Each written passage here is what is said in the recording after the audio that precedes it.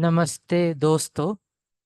आज लॉन्च के इस सेशन में मैं आप सभी पार्टिसिपेंट्स को वेलकम करता हूं कि आपने अपनी ज़िंदगी में से कुछ टाइम निकाला और आज हमारे इस सेशन में आप लोग आए। और मैं उम्मीद करता हूं कि आज आप जब इस सेशन से जाएंगे तो बहुत सी अच्छी बातें अपने साथ लेकर जाएंगे।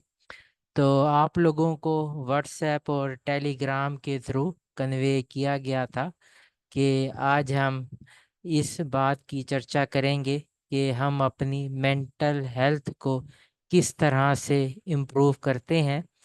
तो ऐसा है कि आजकल हम जिस सोसाइटी में रह रहे हैं उसमें नेगेटिविटी बहुत ज़्यादा है।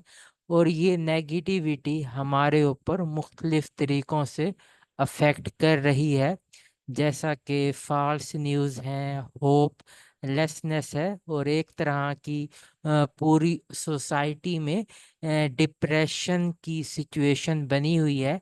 और एक तरह का अजीब सा प्रेशर बना हुआ है। लोगों में सुकून नहीं है, उनकी ज़िंदगी में आराम नहीं है, और ऐसा लगता है कि लोगों का सुकून कहीं गुम हो गया है। तो आज हम इस टॉपिक पर बात करेंगे कि हम अपनी लाइफ में किस तरह से पीसफुल रह सकते हैं और अपनी ज़िंदगी में ऐसा क्या काम कर सकते हैं कि हम अपनी ज़िंदगी में खुश रह सकें। अपनी ज़िंदगी में क्या क्या ऐसी चेंजिंग कर सकते हैं कि खुशी और अच्छाई हमारी तरफ खुद चल कर आए। हम पॉजिटिविटी खुद हमारी तरफ चल कर आए, तो ना चाहते हुए भी गुड लक जो है वो ह हमारी तरफ आना शुरू हो जाए। सबसे पहले मैं आशीष जी का आपको इंट्रोडक्शन करवाना चाहूँगा कि वो एक बिजनेस एंटरप्रेन्योर हैं, और आजकल वो हरियाणा के शहर में रह रहे हैं। मेरे ख्याल में गुड़गांव उन्होंने बताया था। तो आजकल वो गुड़गांव में रह रहे हैं, और टीसा से वो 2011 से जुड़े हुए हैं। तो मैंने उनका शॉर्ट इंट्रोडक्शन करवाया है। मैं चाहूँगा कि वो अपना ज़रा डिटेल में इंट्रोडक्शन करवाएं और हमें बताएं कि उनका चाइल्डहुड कैसा था, उनकी स्टैमरिंग जर्नी कैसी रही, और टीसा ने उनकी सेल्फ सेल्फ एक्सेप्टेंस में किस तरह उनकी हेल्प की कि वो आजकल अपनी लाइफ में बहुत ज़्यादा सक्सेसफुल है। Over to you Ashish ji. हाँ, okay. Thank you so much sir. First of all, मैं एक दो चीज़ों का थोड़ा करेक्शन कर दूं कि मैं कोई बहुत ज़्यादा सक्सेसफुल ऐसा कुछ भी नहीं है। आपको आवाज़ आ रही है ना मेरी प्रॉपरली? ओके। तो फर्स्ट ऑफ ऑल तो ये है कि ऐसा कुछ भी नहीं है कि मैं कोई बहुत ज़्यादा सक्सेसफुल हूँ, ऐसा कोई बात नहीं। फर्स्ट ऑफ ऑल तो ये इम्पोर्टेंट चीज़ है। सेकंड, मैं गुड़गांव में नहीं रहता, मैं हरियाणा में रहता हूँ। मेरा जो शहर है या जो भी है वो गुड़गांव से 100 किलोमीटर दूर है, लेकिन मैंने रेफरेंस गुड़गांव का दिया क्योंकि वो एक शहर है जो रिनाउंड है, सब जानते हैं उसको। अच्छा, थर्ड चीज ये है, अब जैसे मैं स्टार्टिंग से ही आऊंगा, क्योंकि जैसे हम लोगों ने जो आपसे, जो मैंने आफ्टरनून में डिस्कशन भी किया था कि जो मतलब थ्योरेटिकल चीजें हैं कि स्ट्रेस मैनेजमेंट के लिए क्या करना चाहिए, क्या नहीं करना चाहिए, वो तो मुझे लगता है कि लोग इंटरनेट पे भी देख सकते हैं। और वो ऑलमोस्ट वही चीजें हैं जो हम सभी जानते हैं। उसमें मैं कुछ नया ऐड उसमें मैं कुछ शायद कुछ ज्यादा ऐड नहीं कर पाऊंगा। हाँ, ये इंटरेस्टिंग होगा कि भाई मैंने अपनी लाइफ में क्या क्या एक्सपीरियंसेस लिए, मुझे किस चीज से फायदा हुआ, मुझे किसी चीज से फायदा नहीं हुआ, और अगर मुझे कोई बोले कि जो आपका यंगर वर्जन था, जब आप आज से 5 साल पहले, 10 साल पहले, 20 साल पहले, अगर आज आपको उस इंसान को कोई सुझाव देना हो जो आप थे आज से 20 साल पहले या 10 साल पहले, तो आप उसको क्या सुझाव दोगे? तो आई थिंक ये एक एक मतलब कह सकते हो ना कि ये एक पूरा एक निचोड़ होगा कि आपका क्या, आपका अनुभव रहा। तो देखिए, फर्स्ट ऑफ ऑल तो जैसे मैं बताऊं, बहुत से लोग होते हैं जो अपने शीशा के अंदर है कि उनको बचपन से ही अच्छी खासी स्टैमरिंग थी, ठीक है। मेरा वो केस ऐसा नहीं था। मेरे को बचपन में ज्यादा याद नहीं आता कि मतलब अपने स्कूल के अंदर मुझे कभी रोल रोल काल में कोई मुझे कभी कोई प्रॉब्लम हुई हो, या कभी ऐसा हुआ हो कि अध्यापक ने कोई क्वेश्चन पूछा हो और मैं जानता हूं और मैं उसका आंसर इसलिए नहीं दे रहा हूं कि मैं हकलाता था। मेरा वो केस बिल्कुल नहीं था। स्कूल के अंदर मैं बहुत ही एक्टिव था, और मैं थोड़ा सा पढ़ने लिखने में भी मैं सही था। तो मतलब कि मेरा स्कूल जो था उसमें मुझे याद नहीं आता कि स्टैमरिंग को लेके मैंने कभी होल्ड बैक किया हो किसी भी चीज में। मैं स्पीच भी दिया करता, मुझे बहुत अच्छे से याद है, एनुअल डे वगैरह पे I use to give speech. So you can understand कि मतलब स्कूल में कुछ भी नहीं था। फिर स्कूल के बाद क्या हुआ कि जब मेरा एडमिशन हुआ इंजीनियरिंग में, तो एक तो क्या हुआ कि वो जो समय था कि मैं जिस कॉलेज के अंदर मेरा एडमिशन के लिए मैं इच्छा थी मेरी, जो मेरा विश था कि मेरा यहाँ पे एडमिशन हो जाए, मेरा वहां नहीं हो पाया। तो एक तो आप कह लो कि ये एक छोटा सा मेरे लिए सेटबैक था कि भाई जिस कॉलेज के अंदर मैं चाह रहा था मेरा नहीं हुआ। तो वो एक फेज था कि I was sort of sad, और यू कैन से डिसअपॉइंटेड। तो वो एक फेज था जहां से कि स्टैमरिंग ने मुझे थोड़ा थोड़ा बॉदर करना शुरू कर दिया। फिर जब मैं अपने इंजीनियरिंग में गया, तो जैसे फर्स्ट ईयर में होता है ना कि थोड़ी बहुत रैगिंग वगैरह भी होती है, हल्की फुल्की इंट्रोडक्शन वगैरह मांगा जाता है। और थोड़ा सा होता है ना कि आप अगर कहीं पे इंट्रोडक्शन में अपने हॉस्टल में थोड़ा बहुत अटक रहे हो, या कोई थोड़ा वैसे कोई फंबल कर रहा है कोई, तो जो आपके सीनियर्स हैं वो आपको ज्यादा परेशान करते हैं, है ना। उनको लगता है कि ये पता नहीं ऐसे क्यों बोल रहा है। तो वो एक फेज था कि उसका मैंने रास्ता निकाला कि मैंने हकलाना नहीं है। तो उसका रास्ता क्या है कि आपने हेल्पिंग वर्ड्स का यूज करना शुरू कर दिया।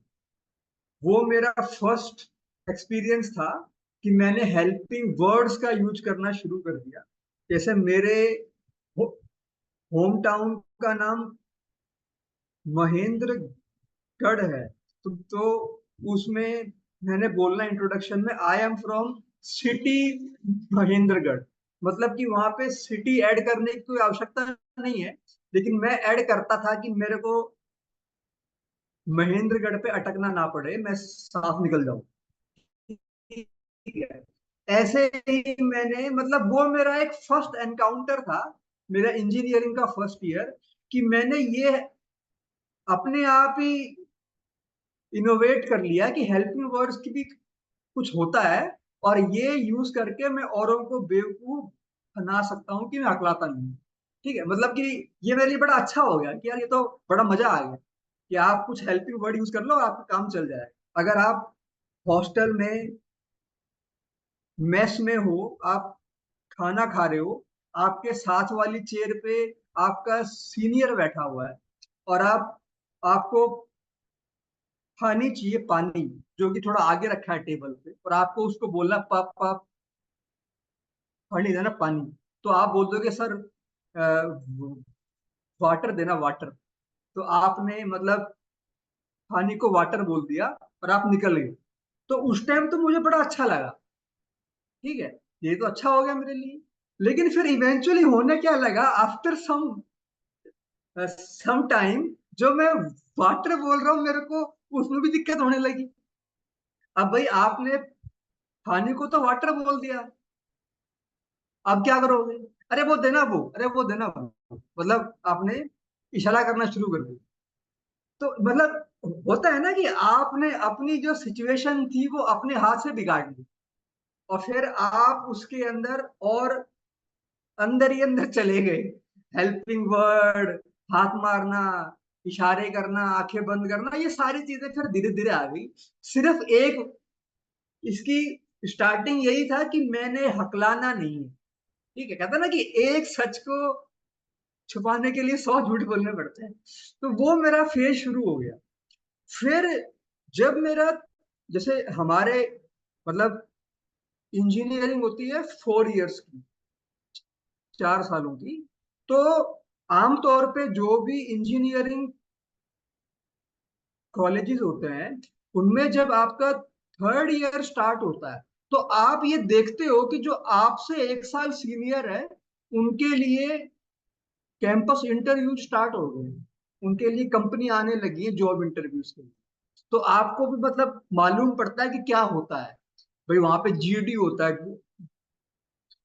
ग्रुप डिस्कशन होता है, इंटरव्यू होता है, लोग जा रहे हैं टाई पहन पहन के, अपने हाथ में पूरा वो अपना वो लेके पूरा डॉक्यूमेंट का फाइल बना के, और जो जिसकी जॉब लग रही है वो बड़ा हैप्पी होके आ रहा है, सब उसको विश कर रहे हैं ना।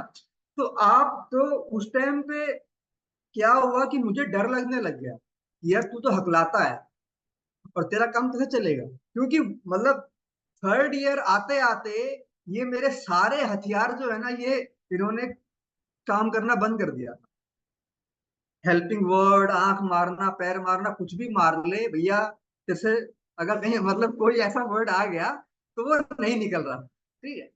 और वही है, उस टाइम तक मैं कुछ जानता भी नहीं था कि भाई ये सांस लेना है, कुछ करना है, नथिंग। तो आपका पास कोई रास्ता नहीं है, आप जो गलत रास्ता है उसी पे आप जा ही जा रहे हो, जा ही जा रहे हो, जा ही। फिर फिर हुआ क्या कि जब मेरा 3rd ईयर फिनिश हो गया, तो उस टाइम पे मैंने यही इंडिया में एक शहर है जयपुर, वहां पर एक एक स्पीच थेरेपी सेंटर है, इंडिया स्पीच थेरेपी सेंटर करके, मे भी कुछ लोग होंगे जो वहां पे गए भी होंगे। तो उनका जो स्टाइल था वो था प्योर प्रोलोंगेशन, लाइक मेरा नाम आशीष है। अब वो ये है कि आपको ऐसे बोलना है, और जैसे जैसे आपका कॉन्फिडेंस लेवल इंप्रूव होता जाएगा, तो आपकी स्पीड अपने आप इंप्रूव होती जाएगी। आपको तो सिर्फ इस पे फोकस करना है कि मुझे स्टैमर नहीं करना, आपको उतना स्लो बोलना है प्रोलॉन्ग करके कि आप स्टैमर ना करो। जैसे जैसे आपका कॉन्फिडेंस इंप्रूव होगा, आपकी स्पीड अपने आप बढ़ती जाएगी। अब ये जो चीज थी, ये जब तक मैं वहां पे रहा 10-20 दिन, तो वहां तो बड़ा आसान था करना, क्योंकि वहां पे सारे लोग ही ऐसे बात कर रहे हैं, आप भी कर रहे हो, और आपको अच्छा भी लग रहा है कि यार आज मेरा फर्स्ट डे है लाइफ का कि मैं हकलाया ही नहीं, और मुझे जो बोलना था मैंने वो ही बोला, और मैंने कोई हेल्पिंग वर्ड भी यूज नहीं किए। ठीक है। लेकिन जैसे ही आप उस सेंटर से बाहर आओगे, तो वहां तो आम आदमी है ना यार। आपने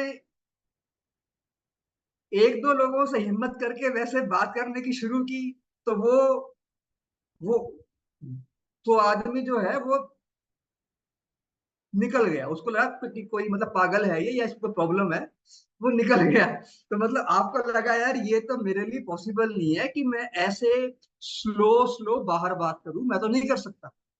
तो अब इसका हल जो मैं आज समझता हूँ, हल इसका ये था कि जब मैंने ये आइडेंटिफाई कर लिया कि मैं इतना स्लो बाहर नहीं बोल सकता, तो हल शायद ये था कि मैं अपनी फैमिली या अपने दोस्तों के साथ तो उतना ही स्लो बोलता, और बाहर मेरे से जैसे मैं बोल पाता मैं वैसे बोल लेता।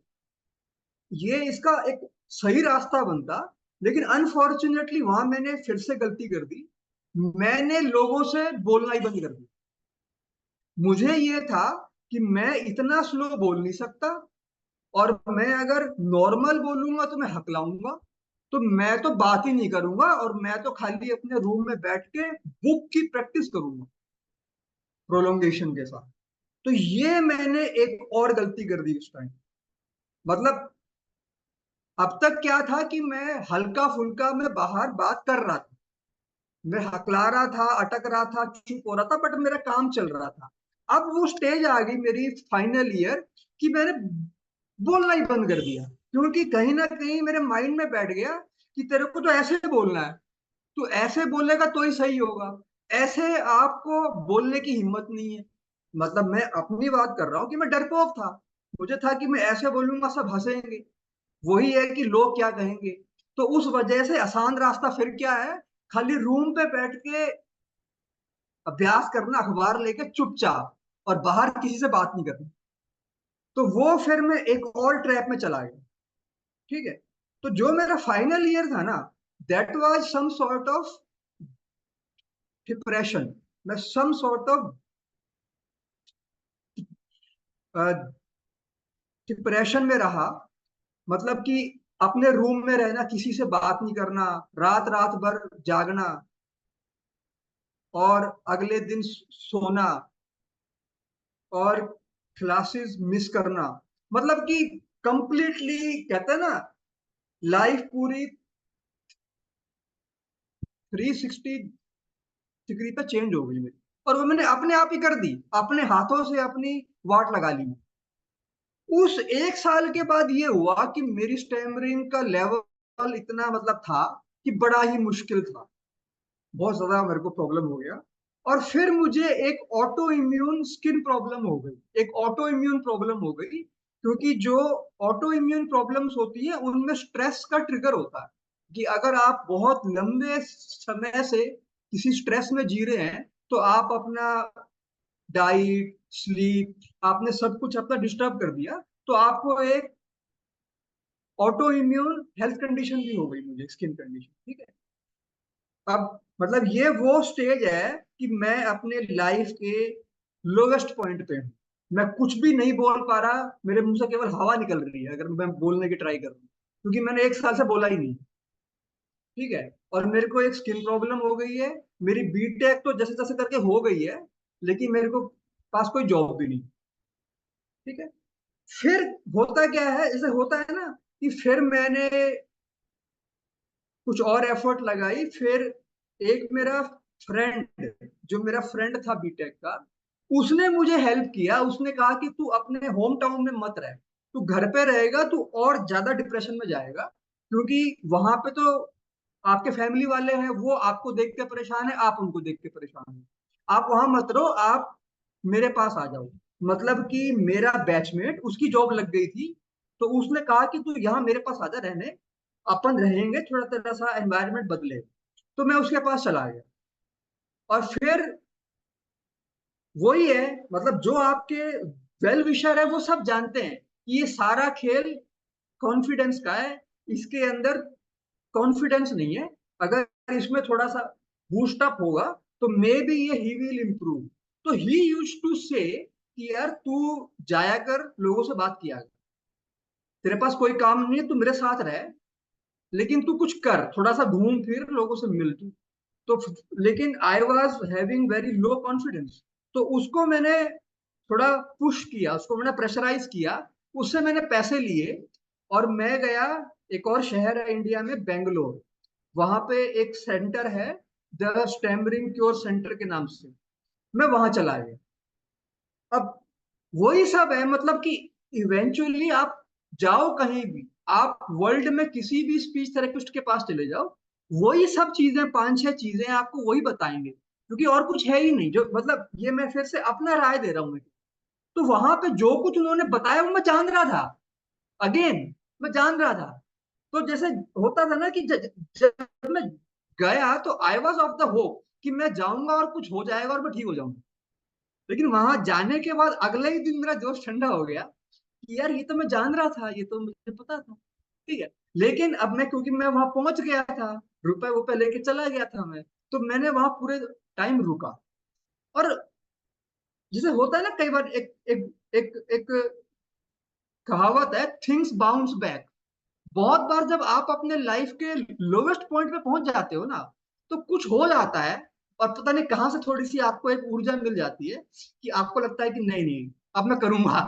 तो वो मतलब आई डोंट नो क्या हुआ कि वो मेरे के अंदर एक ऊर्जा आई कि यार अब तो कुछ बचा नहीं, अब तो मरना पड़ेगा। मतलब basically you know what you have to do, but you are unable to do. तो कोई रास्ता नहीं है, तू कुछ भी कर ले बेटा, रास्ता तो यही है। तो पता नहीं जैसे एक होता है ना कि जब एक 50 ओवर का मैच होता है तो आपने 45 ओवर तक आप बहुत स्लो खेले हो, लेकिन लास्ट में आके आपने धुआंधार बैटिंग करी है। तो वहां पे जो मेरा कोर्स था स्टैमरिंग कोर्स सेंटर में, वहां होता था कोर्स 14 डेज का, 2 वीक्स का। तो जो मेरे लास्ट के 4 डेज थे ना, आई इम्प्रूव्ड अलॉट। मतलब सब लोग हैरान थे, यार इसकी तो बड़ी हालत खराब थी, ये इम्प्रूव कैसे करेगा। तो जो जो वहां पे जो पार्थ बागची जी थे, वो भी कहते थे कि आशीष स्लॉग ओवर्स में आके बहुत अच्छी हिटिंग कर रहा है, कि मतलब अब आके इसको पता नहीं क्या हो गया और इसने बड़ा इंप्रूव कर। और वो क्या था बेसिकली कि अब उस समय तक मैं नहीं जानता था कि कैंसिलेशन भी कुछ होता है, कि अगर अटक गए तो रुक जाओ, सांस लेके फिर से बोलो। मैं जानता नहीं था, लेकिन एक होता है ना कि आप अपने आप ही करने लग जाते हो बहुत बार कुछ चीजें। तो वो कैंसिलेशन मैंने करनी शुरू कर दी अपने आप ही, कि मैं जहां हकला रहा हूं, मैं सांस पूरी एग्जॉस्ट ना करके stop and then take a breath again and then speak. और ये मैंने किया तो मुझे लगा यार I am able to speak, और फिर मैंने ये करना शुरू कर दिया। तो फिर मैं वहां से आ गया। और जो मेरा दोस्त था उसको लगा यार अच्छा हुआ कि तू गया, ठीक है अपने रुपए लग गए पर तेरे को फायदा बड़ा हो गया। और मेरे को ये है कि उसने मुझे कुछ नहीं बताया, स्पीच थेरेपिस्ट ने। वो तो वही कह रहा था जो मैं जानता था। ये पता नहीं कहाँ से हो गया कि अब मैं अटकता हूं तो मैं रुक जाता हूँ, और मैं सांस लेके फिर से बोलता हूँ, तो मेरा काफी हद तक स्ट्रगल कम हो गया भाई। वो था मुझे इम्प्रूवमेंट हो। मैंने कहीं रीड नहीं किया था कि आपको आपको स्ट्रेंजर टॉक करनी है। लेकिन अब अब क्योंकि मैं वहां पे कोई मेरे पास जॉब तो थी नहीं और मेरे पास कोई काम नहीं था, तो वो ऑफिस जाएगा और मैं सारे दिन लोगों से पूछता फिरूंगा, ये कहाँ है वो कहाँ है, ये एड्रेस कहाँ है, वो हॉस्पिटल कहाँ है। और उससे मुझे और बूस्टअप हो। And after some time again वही है ना, मैं हूं तो वही ना। आज नहीं कल करेंगे, आज नहीं कल चल यार। अपने ही एक सीनियर है कॉलेज के, वो उस फैक्ट्री में वीपी है, वाइस प्रेसिडेंट। अपन उनसे जाके बात करते हैं, maybe he will be able to help you the job. और मैं बोल रहा हूँ नहीं नहीं यार, तुम मेरे को ना 2 वीक और दे दे, मैं थोड़ी और अभ्यास कर लूँ, प्रैक्टिस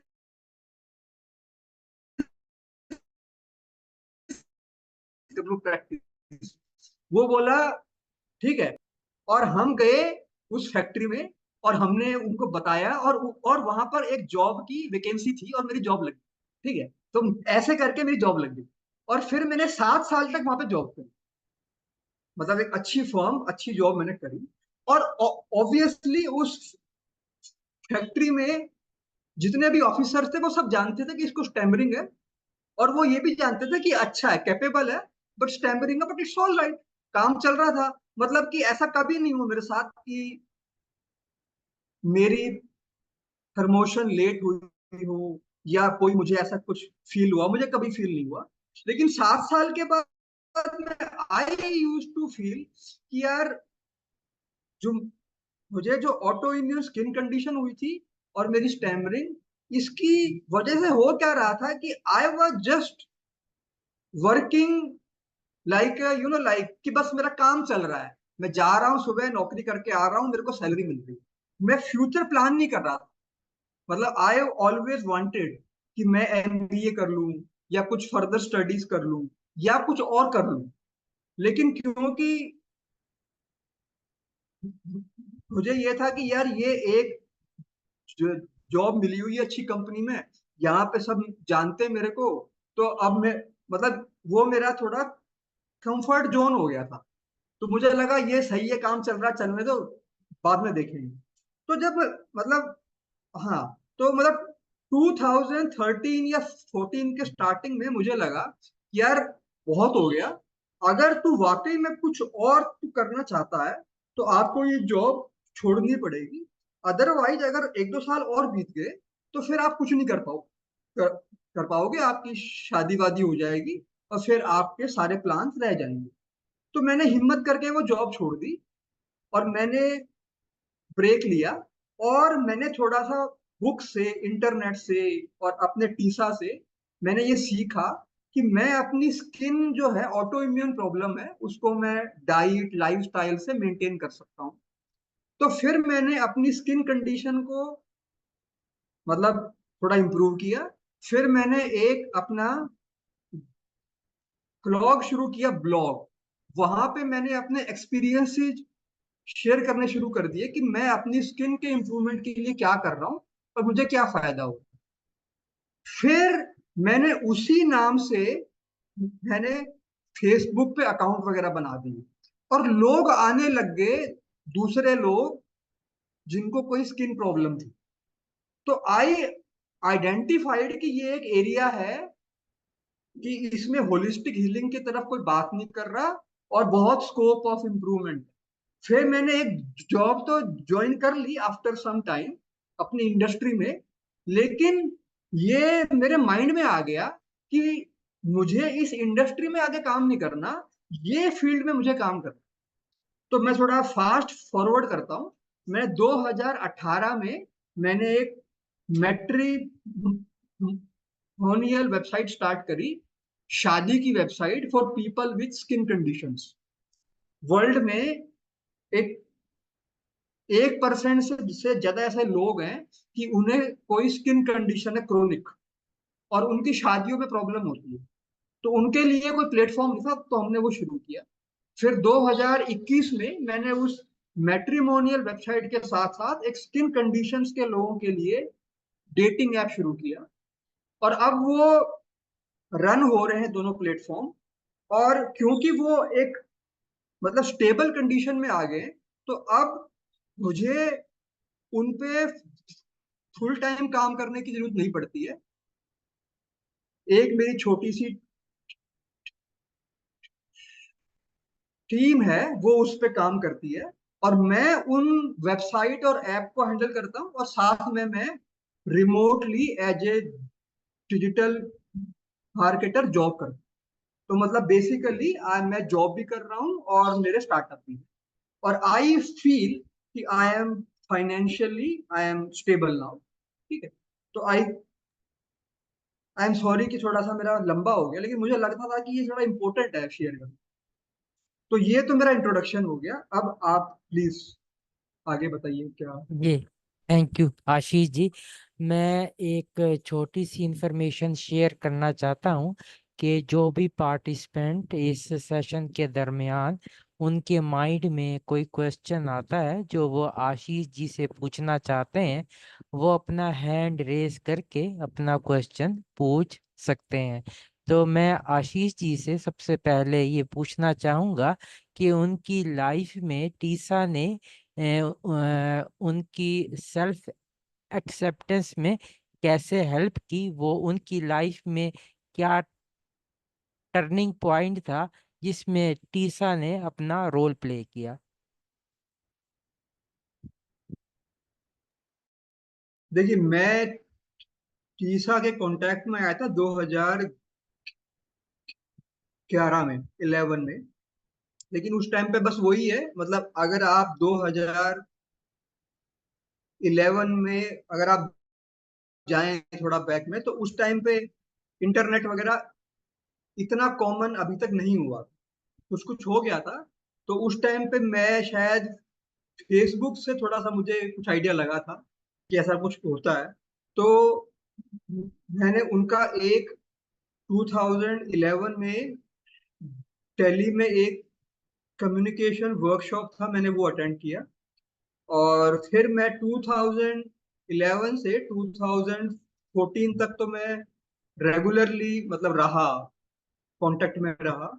और उसके बाद में थोड़ा सा मैं उतना रह नहीं पाया, क्योंकि उसके बाद फिर मैंने जो आपको शेयर किया कि मैं अपने काम में लग गया। ठीक है। देखिए, मेरे को मतलब ये है कि जब मैं फर्स्ट टाइम शीशा के कांटेक्ट में आया, तो मतलब एक तो मैंने एक फर्स्ट टाइम ये चीज जानी कि ये भी एक अप्रोच है कि आप एक्सेप्ट कर लो।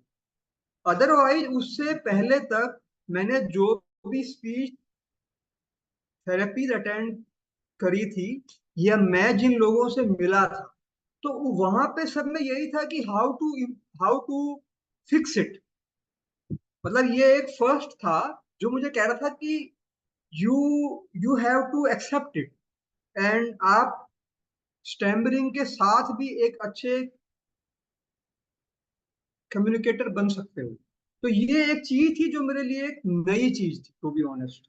और अगर मैं सच बताऊं तो उस टाइम पे मैं इसको लेके इतना अट्रैक्ट भी नहीं हुआ। मुझे लगा क्यों यार, मतलब आई विल फिक्स इट ना, मैं तो इसको सही कर लूंगा, मैं इसको एक्सेप्ट क्यों करूं। हालांकि आज मैं उस चीज को समझ रहा हूँ, है ना। तो एक तो ये चीज थी। और सेकंड ये थी कि जब मैं वहां पे इवेंट्स में जाता था, तो वहां पे मैंने एक चीज ये देखी थी कि वहां पे हर तरह के लोग थे। मतलब जो मेरे को लगता था कि स्टैमरिंग के साथ ये चीज तो कोई आदमी कर ही नहीं सकता, तो वो चीज वहां पे लोग कर रहे थे, जो जो और मेंबर थे। जैसे कोई कोई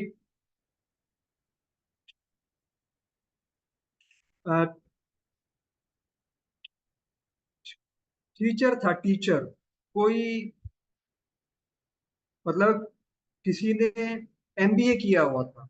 मतलब एमबीए वो चीज थी जो मैं करना चाह रहा था, और मैं इसलिए मैंने अटेम्प्ट नहीं किया कि मुझे लगा कि वहां तो बहुत बोलना पड़ता है, मैं नहीं कर पाऊंगा।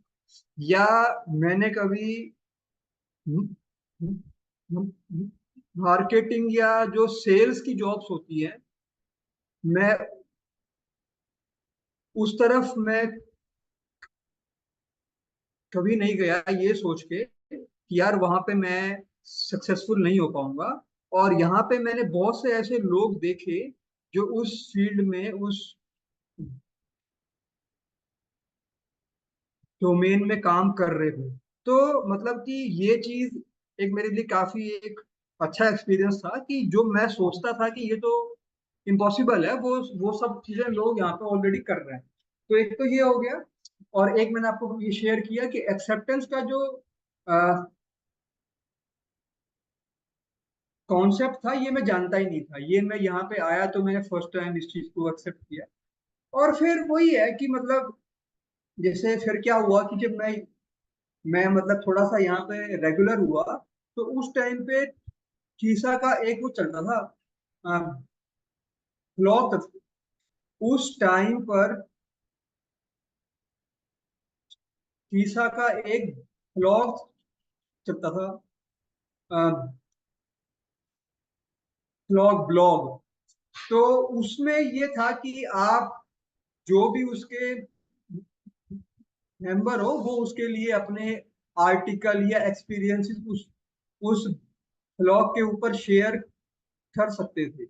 तो वो वहां से मैंने अपने एक्सपीरियंसेस भी शेयर करने स्टार्ट कर दिए। तो उससे मेरे को दो फायदे हुए। एक तो मेरे को ये फायदा हुआ कि मैंने ये आइडेंटिफाई किया कि I am a good writer. मतलब अब तक तो मैं ये जानता नहीं था कि मेरे अंदर थोड़े बहुत राइटिंग स्किल्स भी हैं। वो मैंने वो आइडेंटिफाई करी। और सेकंड ये हुआ कि जब आप कोई अपना एक्सपीरियंस लिख रहे हो और लोग उसको थोड़ा सा देख रहे हैं, या कोई और देख रहा है या नहीं देख रहा, अगर केवल आपने उसको कहीं पे लिख दिया, तो ही आपको काफी यू फील राइट, आपको लगता है कि आपने अपना बोझ हल्का कर दिया। ठीक है। तो मतलब ये एक आई वुड से कि एक होलिस्टिक हीलिंग हुई मेरी, कि मैंने एक्सेप्टेंस का जो कंसेप्ट है मैंने उसको जाना।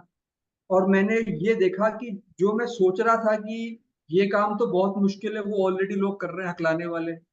और वही है कि मैंने अपना राइटिंग स्किल्स को इम्प्रूव किया, और मैंने स्ट्रेस मैनेजमेंट वगैरह पे मैंने मतलब काम किया। और मैंने एक चीज और भी मैंने फील करी कि इसमें मतलब वही है कि जो हम जानते हैं थोड़ा बहुत कि मेडिटेशन का इसमें बहुत बड़ा रोल है, माइंड का बहुत बड़ा रोल है।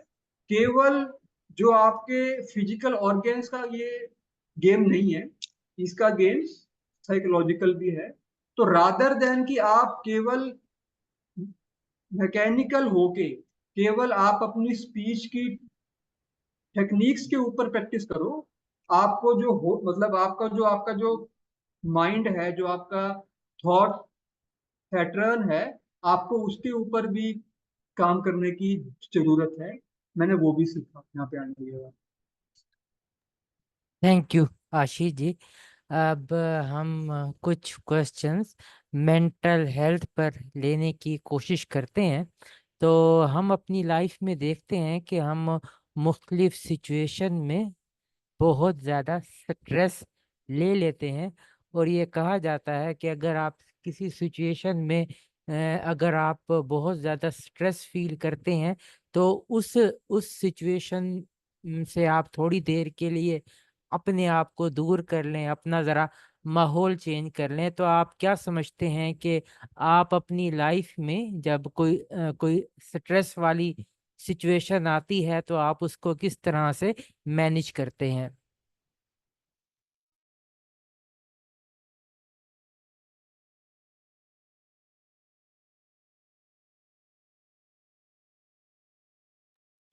ठीक है। You are on mute. देखिए अभी क्या है, अभी तो ये है ना कि आप इतने मतलब, मैं अगर अपनी बात करता हूँ तो मतलब वो ये है कि जो मेरी स्टैमरिंग है या इससे रिलेटेड जो मेरे स्ट्रेसफुल इवेंट्स हैं, मतलब कि you have become familiar with them now, है ना, आपको अब उतना ट्रबल नहीं करता है। लेकिन मैंने एक चीज इसमें जैसे देखी, मतलब आई डोंट नो जो आपने पूछा है उसका इससे कितना वो बनता है रेलिवेंस। जब मैं वहां गया था ना 2007 में, जयपुर, जो स्पीच थेरेपी सेंटर था, तो जैसे होता है ना कि जो आप किसी स्कूल में जाते हो या आप किसी इंस्टीट्यूट में जाते हो, तो वहां पे वो लोग काफी वो सब लिख के रखते हैं, कोट्स वगैरह, कोट्स, अच्छे अच्छे कोट्स, ठीक है, मोटिवेशनल कोट्स। तो वहां पे एक एक कोट लिखा था जो मुझे आज भी लगता है कि बड़ा सही था। हकलाने की गहराई में जाने से हकलाना और ज्यादा बढ़ता है। ठीक है। जब मैं स्कूल में था ना, तो वहां पे मेरे साथ के दो लड़के और थे, वो भी हकलाते थे, मैं भी हकलाता था। और मतलब जैसे कि मैंने आपको स्टार्टिंग में कहा था कि स्कूल में मेरा हकलाना बहुत ही कम था। तो मुझे याद है जो दो लोग थे, उन पे लोग हंसते थे बहुत बार, क्योंकि वो थोड़ा सा ज्यादा हकलाते थे और मैं उस टाइम पे इतना हकलाता नहीं था। तो मुझे बड़े अच्छे से याद है उन पे स्कूल के फ्रेंड या कभी कभी टीचर भी थोड़ा सा उन पे हंस देते थे। और मेरे साथ में कभी ऐसा इंसिडेंट नहीं होता। और आज वो दोनों लोग, क्योंकि मैं आज भी उनको जानता हूं, उनमें से एक एक टीचर है, स्कूल टीचर है वो एक, और एक उनमें से डेंटिस्ट है, डेंटिस्ट। ठीक है। और उन लोगों ने कभी कुछ नहीं किया हकलाने के लिए, मतलब वो बोलते ही रहे। और वो I think with the passage of time उनका अपने आप ही इंप्रूव हो गया, उन्होंने सोचा ही नहीं कि मुझे कुछ करना है, वो बोलते चले गए और मैं थोड़ा सा हेजिटेट करके चला गया। चल, मतलब कि मैं उसी पे आ रहा हूं, जैसे जो हम बात कर रहे हैं कि आपके सामने कोई एक सिचुएशन आई है, आप उसको कैसे हैंडल कर रहे हो वो आपके हाथ में है ना। तो वही है कि हकलाने की गहराई में मैं चला गया, तो मेरी उस टाइम पे वाट लग गई थी कि ये मुश्किल वर्ड है, ये ऐसे नहीं बोलना है, इसको ऐसे बोलना है। मतलब कि rather than facing the situation head on, I tried all this kind of tactics, और उससे मुझे लॉस ही हुई। तो मुझे अभी ये लगता है कि मेरी लाइफ में जितना भी स्ट्रेस था और जितना भी स्ट्रेस है, देखो, एक तो वो स्ट्रेस होता है कि जिसमें आपका कोई रोल नहीं, कुछ हो गया आपके साथ, कि आप जा रहे हो और आपका एक्सीडेंट हो गया, आपकी कोई गलती नहीं थी, सामने वाले ने आपको हिट कर दिया, वो तो एक अलग सिचुएशन है। लेकिन मेरे को हकलाना है और मैं वहां पे, मुझे बोलने की आवश्यकता है और मैं वहां पे जाके नहीं बोलूंगा, तो ये जो स्ट्रेस है, ये तो मैं खुद ले रहा हूं ना। तो मुझे ऐसा लगता है कि मेरी लाइफ में जितना स्ट्रेस है, वो वाला स्ट्रेस जिसका रिस्पॉन्सिबल मैं हूं, उसका सिर्फ एक ही कारण है, कारण था और आज भी है, कि मेरे में हौसला नहीं। ठीक है, सच्चाई है ये, मेरे में हौसला नहीं। ठीक है, जैसे मैं एक छोटा सा एग्जांपल और दूंगा। मैं एक ऐसे इंसान से मिला था जो कि सेल्स की जॉब करते थे, सेल्स की, और वो काफी ओल्ड एज थे, 50 प्लस। तो और वो भी हकलाते थे। तो उनसे मैंने पूछा कि how how did you manage, कि तुम तो हकलाते थे तो तुमने सामान कैसे बेचा? मतलब सेल्स का मतलब है कि आपको सामने वाले को कन्विंस करना है, बड़ा मुश्किल काम है ये। ठीक है, तो उसने कहा कि unfortunately when I was very young, तो हमारे घर की फाइनेंशियल कंडीशन अच्छी नहीं थी, तो मुझे किसी भी हालत में जॉब करनी ही थी। ठीक है, तो यही एक जॉब थी जो मुझे मिली और मैंने इनकार नहीं किया और मैं करता चला गया, और फिर मेरा हौसला बढ़ता चला। ठीक है, अब मैं उससे अपने आप को कंपेयर करता हूँ कि जब मैंने अपना बीटेक मैंने फिनिश कर लिया, तो मेरी लकीली मेरी फाइनेंशियल कंडीशन इतनी बुरी नहीं थी कि मेरे फैमिली वाले मुझे बोलते कि तू जा यहाँ से, निकल घर से बाहर, आपने बीटेक कर ली, जाओ घर से निकलो, जॉब करो, कुछ कमाओ। वो नहीं था। मैं रोने लगा, मैं दुखी होने लगा। उन्होंने कहा अच्छा बेटा, तू तू मतलब इट्स ओके बेटा, इट्स ओके, तू अपने आप को इम्प्रूव कर ले। I hope you are getting my point here. मतलब कि मेरे पास में घर पे छुप के बैठने का ऑप्शन था, तो मैं घर पे छुप के बैठ गई। आई वेरी मच रिमेम्बर, जब मैं अपने रूम पे बैठ के और वो सब स्पीच की प्रैक्टिस वगैरह करता था ना, तो उस टाइम पे मेरे फादर मुझे कहा करते कि तू जो ये प्रैक्टिस कर रहा है, तू यहाँ, तू ऐसे लोगों से क्यों नहीं बात करता? मतलब कि अगर तुम्हें ठीक ही होना है तो तू यहाँ क्यों कर रहा है बैठ के? तू जा रोड पे जाके लोगों से बात कर। और अगर तू रोड पे जाके बात नहीं कर सकता, और अगर तेरे को ऐसा लग रहा है कि तू खाली रूम पे बैठ के प्रैक्टिस कर लेगा और तू सही हो जाएगा, तो वो मुझे कहते थे कि मैं तेरे को लिख के देता हूं कि तू, कि आपकी सारी उम्र बीत जाएगी, आप सही नहीं हो पाओगे। क्योंकि मतलब हालांकि वो कोई स्पीच थेरेपिस्ट नहीं थे, लेकिन वो ये समझ रहे थे कि ये जो इसका प्रॉब्लम है, इसमें बहुत मेजर रोल इसके कॉन्फिडेंस का है, और वो तभी आएगा जब ये बाहर फेस करेगा चीजों को। ठीक है, तो मेरे लिए सबसे अच्छा जो स्ट्रेस बस्टर होता है, वो ये होता है कि जिस चीज से मुझे डर लग रहा है ना, मैं वो जाके कर दूं। जैसे एग्जांपल के लिए, अगर मुझे ये है कि यार वहां जाना है,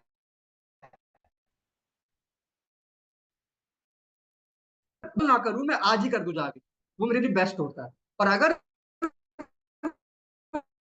मेरे वो काम मुझे कल ही करना है, तो मेरे लिए स्ट्रेस बस्टर ये होता है कि मैं उस काम के बारे में सोचना छोड़ दूं, और मैं अभी जो कर रहा हूं, चाहे मैं जॉब कर रहा हूं, चाहे मैं कुछ काम कर रहा हूं, वो मैं काम करता रहूं।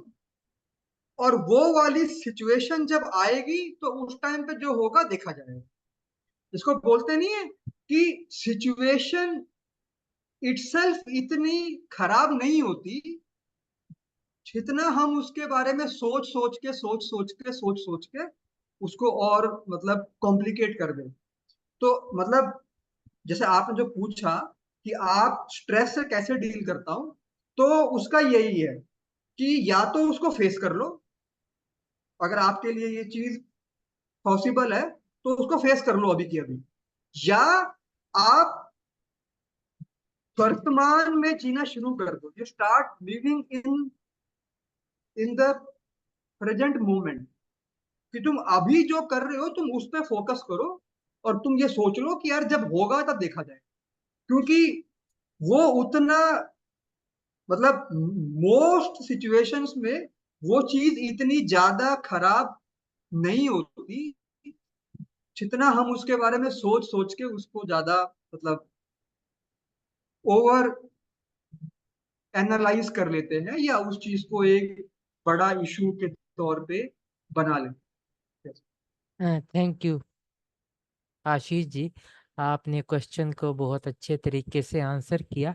मैं आपसे एक छोटी सी रिक्वेस्ट करना चाहता हूँ कि जब आप बात कर रहे होते हैं तो आप अपने लैपटॉप के कैमरे के बहुत ज़्यादा करीब हो जाते हैं, और आपका जो है ना, क्या कहते हैं, चेहरा, वो कहते हैं फोरहेड तक हमें कहते हैं नज़र आता है।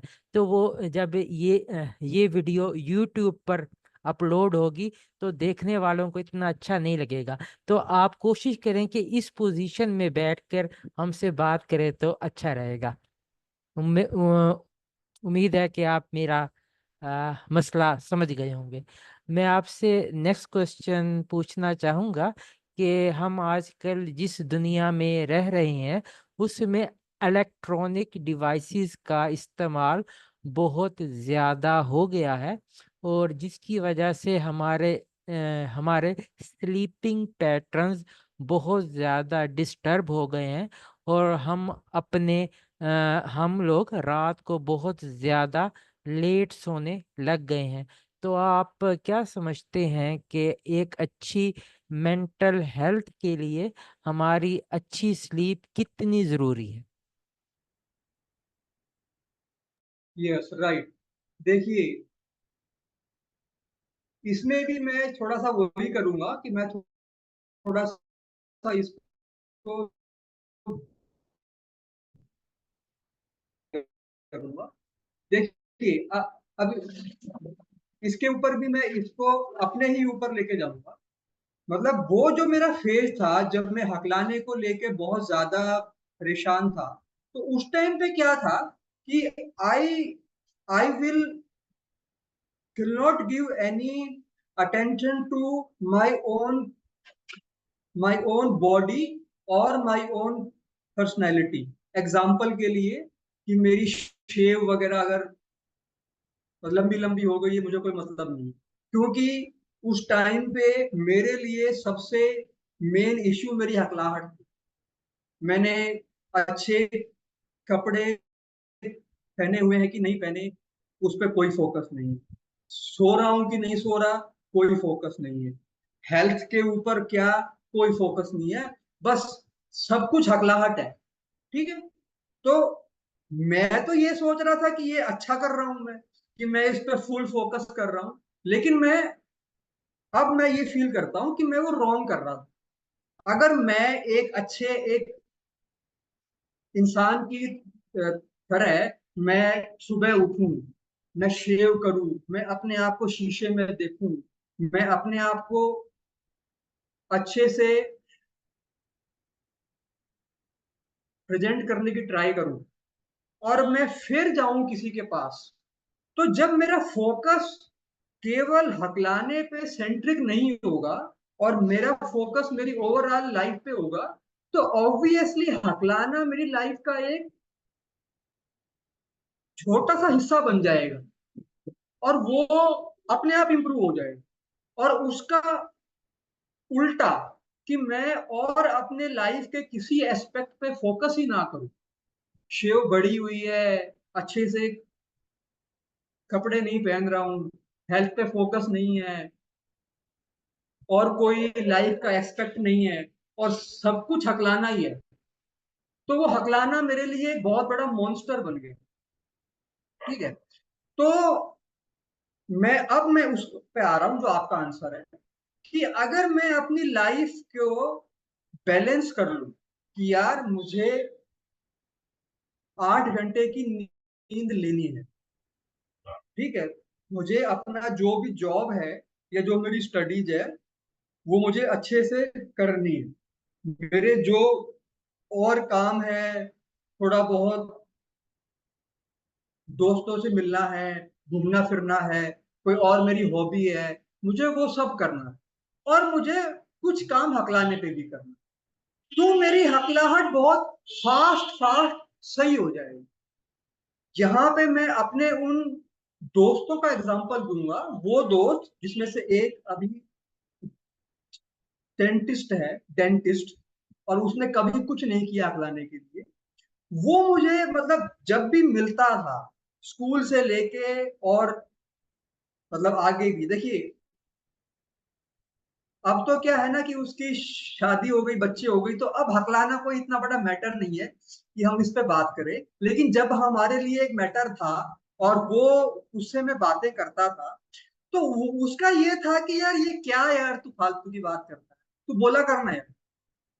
और उसको मैं क्या देखता था, कि उसने शेव करनी डेली, अच्छे से अच्छे कपड़े पहनने, कहीं अगर जाना है बाहर रोड पे टहलने, तो अच्छे से वेल ड्रेसअप होके आना। I hope you are getting my point here, कि मतलब उसके लिए हकलाना मैटर नहीं था।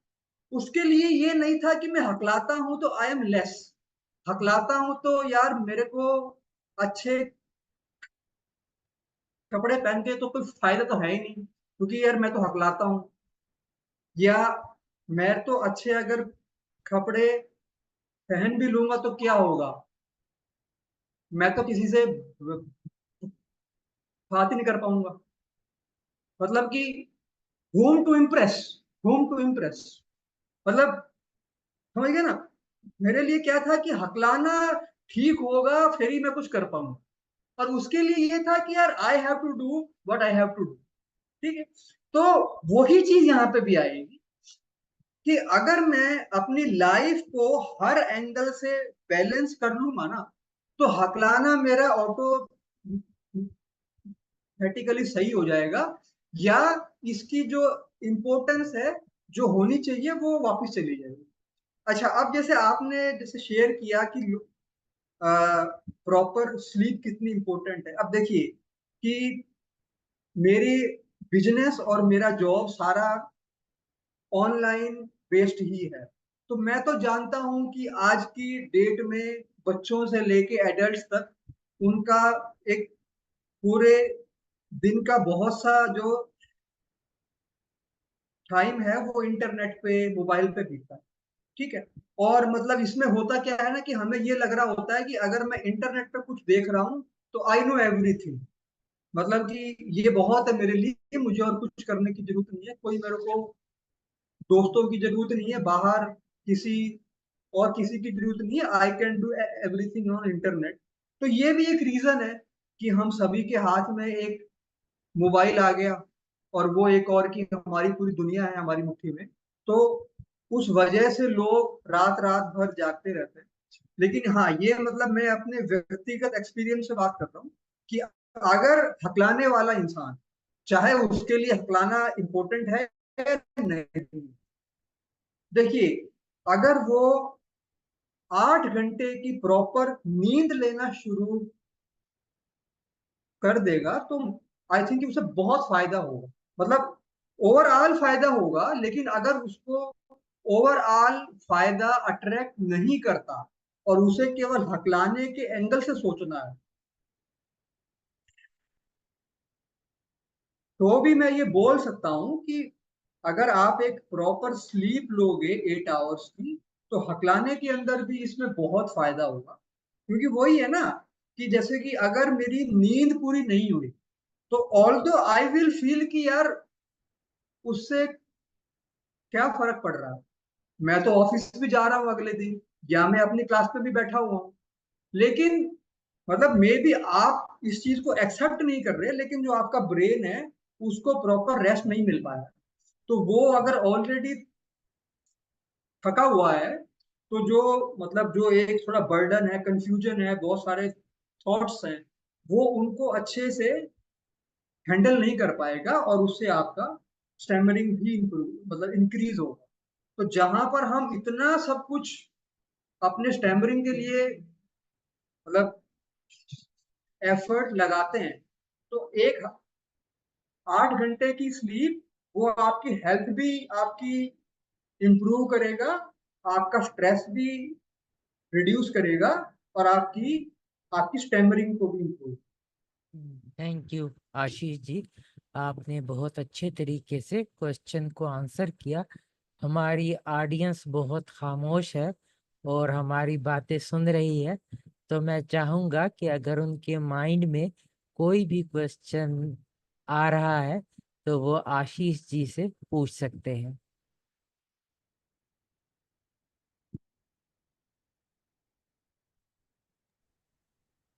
हाँ वो सर, मेरा ऐसा सवाल था कि अपने बाहर जाते हैं, जैसे अपने बाहर अभी बोलते हैं आपकी आवाज ऑडिबल नहीं हो रही, आई एम सॉरी।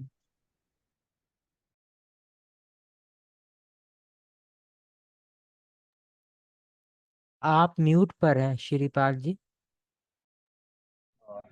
तो मेरी आवाज आ रही है तो अभी? हाँ सर, वो के जैसे अभी हम लोग के वो अपने बाहर जाते हैं तो अपनी अपनी बातें करते हैं अभी लोगों से, और और और और यहाँ पे जो होता है अभी हमारा स्कैमर होता है, उधर लोग कभी ऐसे अपनी ये क्या ये देखते हैं अभी हमको कि दया खाते हैं हमको तो, कि भाई कि हम कि- कि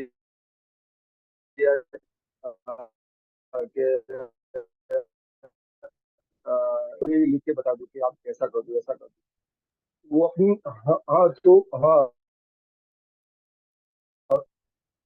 हाँ फिर वो जो फीलिंग्स होती है अभी हमारी, तो एकदम से डाउन हो जाती है।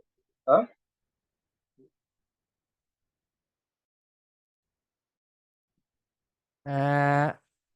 श्रीपाल जी की आवाज में काफी डिस्टोर्शन था, लेकिन मुझे जो उनकी क्वेश्चन को सुनकर ये समझ आई है कि वो जब किसी काम के लिए बाहर जाते हैं और लोगों से बात करते हाँ हैं, और जब वो डिफिकल्टी बोलने में फेस करते हैं, तो उनकी फीलिंग्स जो है वो डाउन हो जाती है, वो अपने आप को बड़ा डाउन डाउन फील करते हैं। तो ऐसी सिचुएशन में क्या करना चाहिए? श्रीपाल जी, आपका क्वेश्चन ये है या मैं सही समझ नहीं पाया? मैं सही बोले, बरोबर है एकदम। हाँ, ओके। सवाल वही था मेरा। ओके आशीष जी, अगर आप इस क्वेश्चन को आंसर करना जी जी चाहें तो बिल्कुल। Please welcome. जी बिल्कुल। सर देखिए, फर्स्ट ऑफ ऑल तो श्रीपाल जी मैं ये बोलूंगा कि ऐसी सिचुएशन मेरे साथ भी होती है और आज भी होती है। तो मतलब फर्स्ट ऑफ ऑल तो ऐसा मतलब अगर मतलब ये ऐसा नहीं है कि मैं या और कोई शायद इस ऐसी सिचुएशन से कंप्लीटली इम्यून हो गया हो, ऐसा कोई भी नहीं है।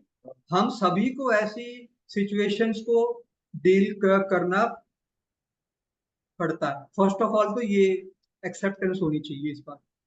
देखिए, सेकेंडली इसमें क्या है कि जो मैंने फील किया है ना, मैं आपसे वो शेयर करता हूं कि देखिए, जब मैं आज से ऑलमोस्ट कितने 16 साल के आसपास, 16-17 साल पहले, जब मैंने अपना बीटेक फिनिश किया था, ठीक है। मैंने ये रियलाइज किया है, जो मेरा होम टाउन है, जो कि एक बहुत ही छोटा सा कस्बा है, उसके अंदर भी 16-17 साल में due to improvement in education काफी लोगों में अवेयरनेस आ गई। आई मीन टू से कि मैं ये देखता हूँ कि मेरे होम टाउन के अंदर भी अब लोगों में विकलांगता, हकलाहट, किसी की कोई और कमजोरी, उसको लेके वो उतना वो नहीं है कि ये कोई, मतलब कि कोई हंसने का कोई एक मैटर है, या कोई हम, मखौल उड़ाने का कोई ये मैटर है कि सब इस पे हंसने लगेंगे। मैं ये आपको बोल कैसे रहा हूं, मैं आपको ऐसे बोल रहा हूं कि जैसे मैं 2018 से ये मैं अपना वेबसाइट रन कर रहा हूं, अपना बिजनेस। तो मैं 2018 से मैं अपने होम टाउन के आसपास जो गांव हैं, विलेजेस हैं, मैं वहां के जो यंगस्टर्स हैं, मैं उनको हायर करता हूं, क्योंकि हमारी जो जॉब की रिक्वायरमेंट कोई बहुत हाई लेवल की नहीं होती, बेसिक होती है।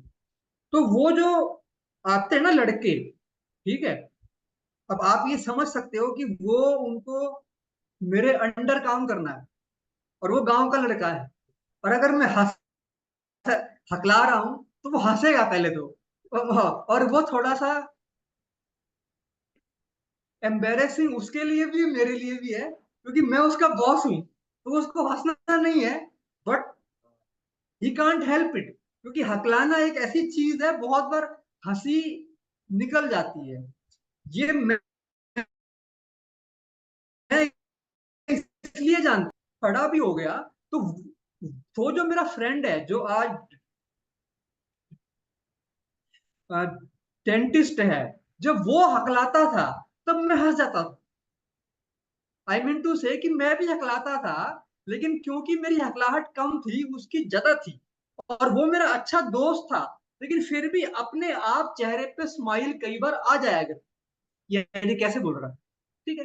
तो अब होता क्या है कि मैं यहाँ पे अपना काम कर रहा हूँ, तो यहाँ पे जॉब करने लोग आते हैं, तो मैं उनको ये नोटिस करता हूँ कि वो लड़का जो एक गांव से आया है, जिसने सिंपल बीए किया हुआ है लोकल कॉलेज से, कोई बहुत हाई फाई उसकी एजुकेशन नहीं है, वो भी एक या दो दिन के बाद ही अंडरस्टैंड, यार ये मेरे जो सर है ये अच्छे हैं, सही है, बट कभी कभार ही रुक जाते हैं, तो फिर वो नहीं हंसता है, ठीक है। तो मतलब फर्स्ट ऑफ ऑल तो ये है कि अगर तो ऐसी चीज होगी कि वहां पर आपको रोज ही उनसे डील करना है, तो I am very much sure कि अगर आप रेगुलरली उनके साथ में टच में रहोगे, और आप उनको ये शो नहीं करोगे कि मैं हकलाने को लेके एम्बेरस्ड हूं, ये एक इंपॉर्टेंट चीज है कि अगर मैं हकलाने को लेके एम्बेरस्ड हूं, तो वो भी एम्बेरस हो जाएगा, और अगर मैं हकलाने को लेके एक्सेप्ट हो, इट्स ऑल राइट, कोई बहुत बड़ा मैटर नहीं है, तो उसके लिए भी कोई बहुत बड़ा मैटर नहीं है। मतलब हकलाना जितना बड़ा मैटर मेरे लिए है ना, उतना ही मेरी हकलाहट औरों के लिए, सिंपल सा एक फॉर्मूला है। तो अगर आप वहां पे हेजिटेट भी कर रहे हो ना, लेकिन आप अपनी बात बोल दोगे, और आप अपने फेस पे ये चीज लाओगे नहीं कि यार आई एम वेरी सैड या आई एम वेरी एम्बेरस्ड, तो आई कैन से आप ये एक्सपीरियंस करना कभी कि वो भी एम्बेरस नहीं होगा वरना। लेकिन अगर आप बोल रहे हो, रुक रुक के बोल रहे हो, और आपकी आंखों में शर्मिंदगी है, आपकी आंखों में एम्बेरसमेंट है, तो या तो वो बंदा हंस पड़ेगा, या वो आपको इग्नोर करेगा। मतलब हंस पड़ेगा क्योंकि उसे हंसी आ जाएगी, और अगर उसको ये है कि यार मुझे हंसना नहीं चाहिए, इस बंदे को बुरा लग जाएगा, तो वो शायद थोड़ा सा अवॉइड कर देगा, क्योंकि इवेंचुअली अगर आप एम्बेरस हो रहे हो तो वो भी एम्बेरस हो रहा है। समझ में आ रही है ना? तो वो ये नहीं मतलब शो करना चाहेगा कि मैं आपसे बात करके, जैसे क्या होता है कि अगर मैं बहुत ज्यादा हकला के किसी से कुछ बोल रहा हूँ, ठीक है, तो वो जो सामने वाला व्यक्ति है ना, उसको ये लग रहा है कि यार इसको बोलने में बड़ी परेशानी हो रही है, तो वो क्या करता है कई बार कि वो आपको अवॉइड कर देगा। हाँ हाँ ठीक है, समझ आ गया। तो वो ऐसा नहीं है कि वो तुम्हें हंसना चाह रहा है, लेकिन उसको लग रहा है कि यार इसको तो बहुत बोलने में परेशानी होगी बेचारी। तो वो सोचता है कि हाँ हाँ ठीक है, इट्स ऑल राइट, मैं आपकी बात समझ गया, ये लो, ठीक है। तो वो हुआ क्यों? क्योंकि मैंने ये दिखाया कि मैं बहुत जोर मार के दुखी होके बोल रहा हूँ। तो वो बोल रहा कि भाई क्यों परेशान हो रहा है। और अगर उसको ये दिखेगा कि बंदा बोल रहा कॉन्फिडेंटली यार, हकला रहा, तो वो भी भूल जाएगा, उसके लिए कोई मैटर नहीं है, ठीक है ना। मतलब ये ऐसे ही है कि हम रोड पे जा रहे हैं और कोई आ रहा है बंदा, लंगड़ा है, कोई किसी का हाथ नहीं है, किसी में और विकलांगता है, तो ऐसा नहीं है कि हम कोई उसके बारे में सोचते रहेंगे पूरे समय। वो अपने रास्ते चला जाएगा, हम अपने रास्ते चले जाएंगे, ठीक है ना। तो मेरे ख्याल से इसमें यही है, लेकिन again it is easier said than done. मैं आपको बोल रहा हूँ, लेकिन जैसे मैंने आपको कहा कि ऐसी प्रॉब्लम मुझे भी हो, लेकिन इसका हल जो मैंने अपने एक्सपीरियंस से देखा वो यही है कि अगर आप सामने वाले को ये शो कर देते हो ना कि you are okay with it, तो वो भी ओके विद इट। और अगर सामने वाले को आपने शो कर दिया कि आई एम अनकंफर्टेबल, तो वो भी अनकंफर्टेबल। मेरे ख्याल में श्रीपाल जी ने जो क्वेश्चन पूछा था उनको उनका थैंक यू सो जवाब मच। मिल गया होगा। इसमें मैं थोड़ा सा मैं भी ऐड करना चाहता हूँ उसको कि हमें जिस भी सिचुएशन से डर लगता है, हमें चाहिए कि हम उस सिचुएशन को बार बार फेस करें। तो उससे ये होगा ओके कि अपने आप को सिचुएशन में बार बार डालने से हमारा जो डर है वो निकल जाएगा। तो अपने आप को उस सिचुएशन में डालें और बी काम बी कॉन्फिडेंट रहें। तो पहली दफ़ा में नहीं हुआ तो तीसरी चौथी दफ़ा में अगर आप मार्केट जाएंगे और किसी भी शॉप पे जाएंगे या किसी भी काम से जाएंगे तो आपका डर निकल जाएगा। और आपका फोकस उस वक्त अपने कंटेंट पर होना चाहिए, ना कि आपकी अपनी फिजिकल वो कंडीशन पे होना चाहिए कि मैं स्टैमर कर जाऊंगा या या मुझे सामने वाले से अपनी अपनी स्टैमरिंग को छुपाना है। अगर अपने माइंड में आप यही सोचते जाएंगे तो उस मौके पर आप फिर हकला ही जाएंगे।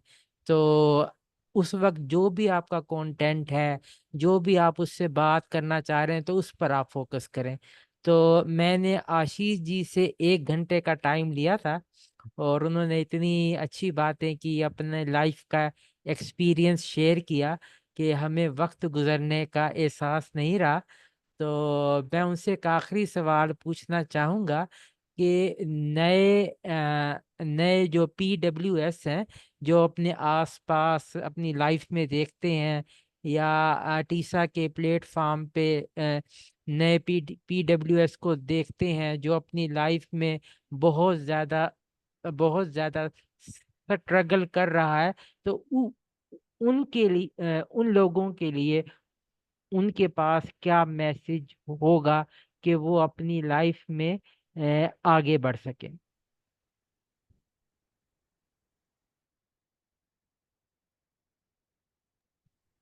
राइट, इसमें देखिए मैं वही है जो मेरा एक्सपीरियंस के बेस पे कहूंगा, मतलब जो मेरा केस था मैं उसके एंगल से बोलूंगा कि मैंने अपनी लाइफ में हमेशा ये महसूस किया, आई ले करेज, करेज मेरे में कम था, कम साहस, साहस जिसको बोलेंगे, हौसला। मतलब मैं अगर, जैसे आपने पूछा कि जो PWS ज्वाइन करता है, तो मैं इसको ऐसे लूंगा कि मैं अपने यंगर सेल्फ को क्या बोलूं। अगर मैं जब यंग था, अगर मुझे उसको एडवाइस देना हो, तो मैं क्या बोलूं कि तुझे क्या करना चाहिए। तो मेरे केस में जो मेरा रूट कॉज था वो था लैक ऑफ करेज, जो मेरे केस में, ठीक है, कि तो मैं उसको ये बोलूंगा कि तू या तो कोई, तुम ऐसे एक्ट करो, तुम ऐसी एक्टिविटीज में अपने आप को इन्वॉल्व करो जहां पे कि तुम्हारा कॉन्फिडेंस लेवल इंप्रूव हो। एग्जाम्पल के लिए, आप, अगर आपके लिए पॉसिबल हो तो आप अपने आप को,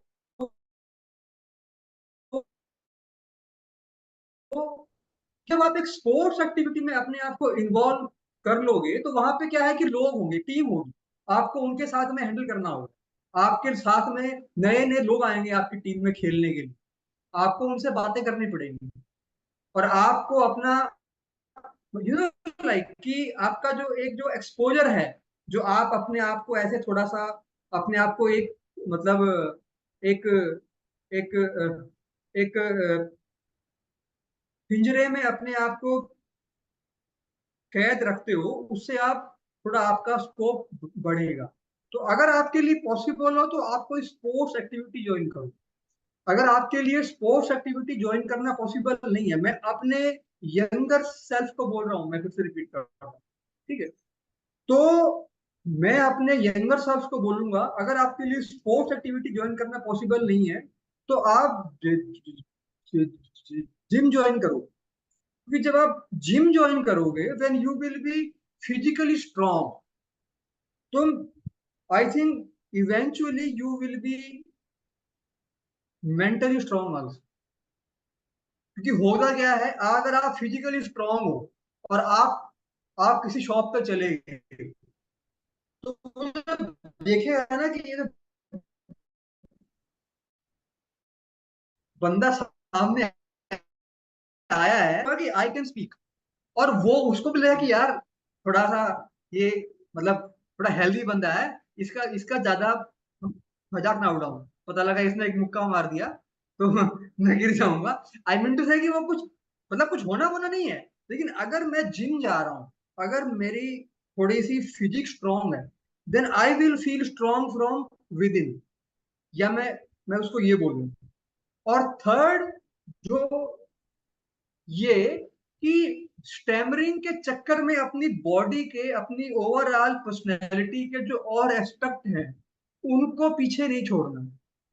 ये नहीं है कि, मतलब अगर आपका, देखो एक तो है कि आपको इच्छा नहीं है शेव करने की और आपको ऐसे ही पसंद है, वो एक अलग मैटर है। लेकिन अगर आपको अच्छा लगता है अपने आप को अच्छा शो करना, अच्छे से प्रेजेंट करना, लेकिन क्योंकि आपका फोकस स्टैमरिंग पे है तो आप अपने उनको इग्नोर कर रहे हो, तो वो मत करो। आप अच्छे से शेव करो, ड्रेसअप हो, अच्छे से जाओ, लोगों से मिलो, तो ये सब वो चीजें होंगी जिनसे आपका जो कॉन्फिडेंस लेवल है वो अपने आप अंदर से इंक्रीज होने वाला है, और स्टैम्परिंग इवेंचुअली इनसे रिड्यूस होने वाला है। और जब आप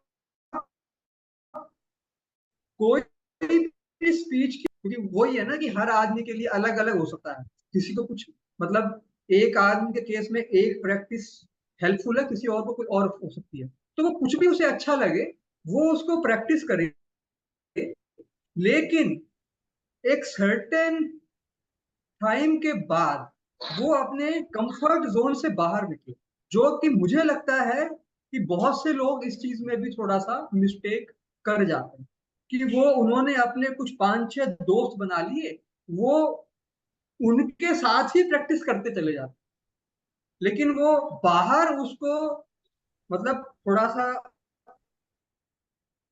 ट्रायल करने की ट्राई कभी नहीं करते, ठीक है। और वो क्या है ना, फिर एक उनका एक कंफर्ट जोन बन जाता है, वो बस, उनको लगता है कि मैंने अपने दोस्तों में बात कर ली, बहुत हो गया, आज का मेरा कोटा पूरा हो गया। और वो शायद सही नहीं है, कोटा पूरा नहीं होता, क्योंकि जो असली गेम है वो आउटसाइड है ना। और और एक और चीज है कि, फिफ्थ चीज जो मैं एक लास्ट बोलूंगा, कि देखो,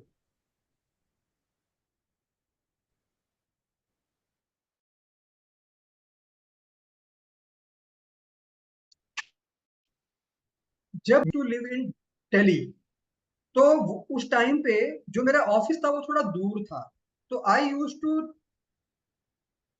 travel by Delhi metro train every day.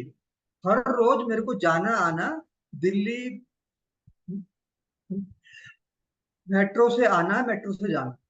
तो आप लोगों में से बहुत से लोग जानते हैं कि जब भी कोई हमारी वर्कशॉप होती है ना, तो उसमें ये एक एक्टिविटी होती है पब्लिक स्पीकिंग की। तो अगर वो वर्कशॉप होती है दिल्ली में, तो वो पब्लिक स्पीकिंग की एक्टिविटी हमेशा दिल्ली मेट्रो ट्रेन में होती है। कि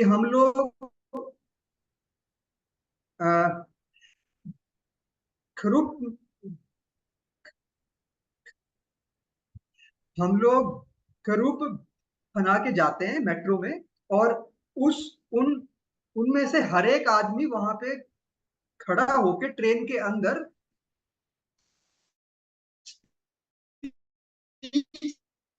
देता है। सबके साथ है और मैं इसके इम्प्रूवमेंट के लिए काम कर रहा हूँ, ठीक है। तो मैंने क्या कर दिया, ये जो स्पीच वाली प्रैक्टिस थी दिल्ली मेट्रो ट्रेन के अंदर, वो मैंने स्टार्ट कर दी अकेले। कि जब मैं ऑफिस जा रहा हूं तो मैं बोल रहा हूँ, मतलब दो स्टेशन के बीच में जहां पे थोड़ा गैप है 5 मिनट का, कि तो मैंने अब बोल देना, और ऐसे ही मैंने आते टाइम भी बोल देना। तो ये मैंने किया ऑलमोस्ट 45 डेज। तो 45 डेज में क्या हुआ कि जो मेरा फर्स्ट डे था इस स्पीच का, वो आई वॉज अ लिटल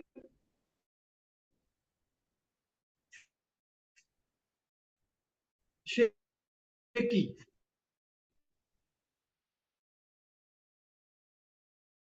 और जो 45th डे था, उस दिन तो ऐसा लग रहा था बदलाई की तो कुछ भी नहीं है मेरे लिए। फिर क्या हुआ, आफ्टर 45 डेज मैंने अपना रूम चेंज कर लिया, और मैंने अपना रूम अपने ऑफिस के साथ में ले लिया। तो अब मुझे मेट्रो में मेट्रो में ट्रेवल करने की आवश्यकता नहीं रही, ठीक है ना। तो अब मेरा आना जाना छूट गया मेट्रो से। तो वो जब मेरा आना जाना छूट गया, तो मेरी जो स्पीच की जो मेरी प्रैक्टिस थी वो भी छूट गई। तो उसके बाद बहुत समय के बाद, मतलब आफ्टर अ फ्यू मंथ्स, मेरे को एक बार फिर से कहीं जाना था वाया मेट्रो ट्रेन। तो मुझे लगा कि यार आज मैं जा रहा हूं, तो मैं वही प्रैक्टिस फिर से करता हूँ। तो मुझे, मतलब कि आई फेल्ट हेजिटेड, क्योंकि एक बीच में ब्रेक आ गया था कुछ महीनों का, ठीक है। तो उस दिन मैंने ये रियलाइज किया कि ये जो जो कुछ भी मैं करता हूं ना प्रैक्टिस, जो भी प्रैक्टिस एक्स वाई जेड कुछ भी, इसका जो इम्पैक्ट है ना, वो तब तक ही है जब तक मैं वो काम कर रहा हूं, ठीक है। तो इसका अर्थ क्या है, मतलब ये मैं अपना सोच बता रहा हूं। मेरे लिए ये तो पॉसिबल नहीं है ना कि मैं सारी उम्र मेट्रो में बोलते चला जाऊंगा। इवेंचुअली मैं छोड़ दूंगा ना, मेरे को कुछ और भी काम करने होंगे मुझे अपनी लाइफ में। तो इवेंचुअली जब मैं छोड़ूंगा ये सब, तो अगर मैंने अपना साइकोलॉजिकल जो पार्ट है, जो मेरा ब्रेन है, जो मेरा थॉट प्रोसेस है, अगर मैंने उसको फिक्स नहीं किया, तो ये जितने भी प्रैक्टिसेस हैं, ये ऐसे ही हैं कि मैं रोज खाना खा रहा हूं। कि मैंने आज खाना खा लिया तो ऐसा नहीं है कि मुझे सारी उम्र के लिए खा लिया, मुझे अगले दिन फिर खाना पड़ेगा। तो ये मैंने रियलाइज किया उस दिन कि इन सब का इन सब से ऊपर जो चीज है वो है मेडिटेशन। अगर कोई रियल माइंड, ये मेरी अपनी सोच है, मतलब वही मैं फिर से कह रहा हूँ, मेरी सोच है। मुझे लगता है इन सब से ऊपर जिस चीज को मैं रेट करूंगा वो है मेडिटेशन। क्योंकि उससे वो जो आपका थॉट प्रोसेस है, जहां से आपको ये एकदम से विचार आता है, अरे तू you are going to stuck, and when you stuck, वो जो थॉट आता है ना, वो वहां से आता है कि आप जाओगे और ये हो जाएगा, और वो हो जाता है, ठीक है। उस टाइम पे बहुत बार आपने कितनी ही ज्यादा प्रैक्टिस कर रखी हो, अनफॉर्चुनेटली वो वहां पे उतने अच्छे से काम नहीं कर पाते, है ना। तो मेरी मतलब माइंड में सबसे मेन है मेडिटेशन। लेकिन क्योंकि मेडिटेशन में 1 घंटा बैठना बहुत मुश्किल है, एटलीस्ट मेरे लिए, तो ये है कि चलो जब तक वहां पे आप ज्यादा अच्छे से प्रैक्टिस नहीं कर पा रहे, तो आप ये सब काम भी करो। लेकिन वही है कि अगर आप उस चीज में एक्सपर्ट हो जाओगे ना, तो अब तो मुझे लगता है कि आप स्टैमरिंग व्रैमरिंग से काफी ऊपर उठ जाओगे। जो कि मुझे लगता है कि कुछ एग्जाम्पल्स हैं मेरे ख्याल टीसा में भी, कि वो, मुझे लगता है कि वो स्टैमरिंग से ऊपर उठ गए। अब मैं उनका यहाँ पे नाम नहीं ले रहा, क्योंकि वो कोई मतलब उसका कोई वो नहीं है। मैं किसी को मतलब वो नहीं चाहता कि मैं उनको पिन पॉइंट करूं। लेकिन कुछ लोग हैं, आई थिंक आप भी अगर आप सोचोगे तो आपको वो लोग मिल जाएंगे, कि वो लोग हकलाहट से ऊपर उठ गए हैं। और मुझे लगता है कि अगर आप उनसे पूछोगे ना कि ये कैसे हुआ, तो ये किसी स्पीच से नहीं हुआ, किसी स्पीच प्रैक्टिस से नहीं हुआ। ये उनका जो थॉट प्रोसेस है, वो मतलब फिक्स हो गया। तो वही है। तो ये भी एक चीज है, और ये भी करना चाहिए। अगर मैं अपने यंगर सेल्फ को बोलूं, तो मैं उसे ये भी करने को बोलूँ। थैंक यू आशीष जी, आपने बड़ी डिटेल से हमें समझाने की कोशिश की और न्यू PWS को ये बहुत अच्छी सजेशन दी कि अगर वो अपनी लाइफ में बहुत ज़्यादा स्ट्रगल कर रहे हैं, तो इन कुछ तरीकों पर अमल करके वो अपनी ज़िंदगी में आसानी ला सकते हैं। आशीष जी, मैं आपका दिल की गहराइयों से शुक्रिया अदा करना चाहूँगा कि आपने अपनी ज़िंदगी के कुछ कीमती वक्त से कुछ वक्त हमारे लिए निकाला और अपना पर्सनल एक्सपीरियंस हमारे साथ शेयर किया। तो मैं चाहूँगा कि इस छोटी सी 90 मिनट्स की डिस्कशन में हम कुछ बातें आपसे मज़ीद और पूछना हमारे लिए पॉसिबल नहीं रहा, क्योंकि वक्त बहुत कम है। तो फिर किसी वक्त आपसे दोबारा किसी टॉपिक पर डिस्कशन होगी, और मैं उम्मीद करता हूँ कि आपने भी इस डिस्कशन को एंजॉय किया होगा। तो अगर आप भी इस सेशन के बारे में कुछ कहना चाहते हैं, तो प्लीज। नहीं, फर्स्ट ऑफ ऑल तो I am so thankful to you कि आपने मुझे ये मौका दिया, आपको लगा कि मेरे से बात करनी चाहिए। और सेकंडली होता क्या है ना, मैं हम जो मतलब मैं अपनी बात करूंगा, हकलाने वाले जो लोग होते हैं ना, कि वो आम तौर पे वो उनका सारा फोकस स्पीकिंग पे होता है, और उनका बहुत थोड़ा फोकस लिसनिंग पे होता है। जबकि स्पीकिंग और लिसनिंग दोनों ही इक्वली इम्पोर्टेंट पार्ट है गुड कम्युनिकेशन के। तो जो मैंने देखा कि आप हैं और श्रीपाल जी हैं, आप लोगों ने बहुत पेशेंटली मेरी बात सुनी। और मैं ये महसूस कर रहा था कि मैं बहुत सारे क्वेश्चन के आंसर पे, जो आपका क्वेश्चन था, मैं उस पे इमीडिएटली ना आके काफी मतलब यहाँ वहां से घूमता घूमता हुआ आ रहा था। घूम फिर के मैंने एक्सप्लेन किया। लेकिन वही है कि मुझे ये था कि यार एक मतलब एक थोड़ा मुझे मौका मिला है, तो एटलीस्ट जो मेरे अनुभव है मैं शेयर कर दूं। कम से कम वो अनुभव कि शायद किसी को कोई फायदा मिल जाए, जो कोई यंगस्टर हो, जो उस उम्र में हो, कि आज मतलब काफी यंग है और अभी वो आया है टीसा में, तो शायद उसे कुछ फायदा मिल जाए। तो इसलिए मैंने सोचा कि मैं जो जो पॉइंट है मैं कुछ भी सब कुछ बोल दूं, मैं कुछ छोड़ू ना। तो मैंने देखा कि आप लोगों ने मेरी बातों को बहुत ध्यान से और पेशेंसली सुना। ऑल्दो वो बहुत सारे जो मैं बोल रहा था कि वो बहुत यहाँ वहाँ की बातें भी शायद मैं बोल गया, तो भी मुझे लगा मतलब मुझे कभी लगा नहीं कि आप लोग बोर हो रहे हैं या आप लोग इरिटेट हो रहे हैं कि ये बंदा क्या बोली जा रहे हैं।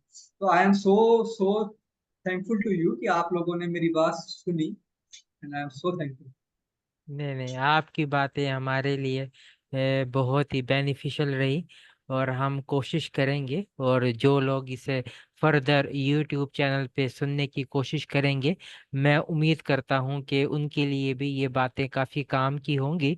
और इसके साथ में अपने पार्टिसिपेंट्स, जिनमें श्रीपाल जी हैं थे और कहते हैं गंभीर जी थे, उन्होंने बहुत देर तक हमारे साथ रहे जी जी और बिल्कुल। हमारी बातों को बहुत गौर से सुना। तो मैं भी उनका शुक्रिया अदा करना चाहूँगा, और मैं चाहूँगा कि वो लॉन्च की मीटिंग को अटेंड किया करें, तो उनके लिए काफ़ी इसमें फ़ायदा रहेगा। तो मैं आज का लॉन्च सेशन यहीं पर एंड करता हूँ, और मैं इस दुआ के साथ कि आपका दिन अच्छा गुजरेगा। तो have a good day and good night. Thank thank you. You.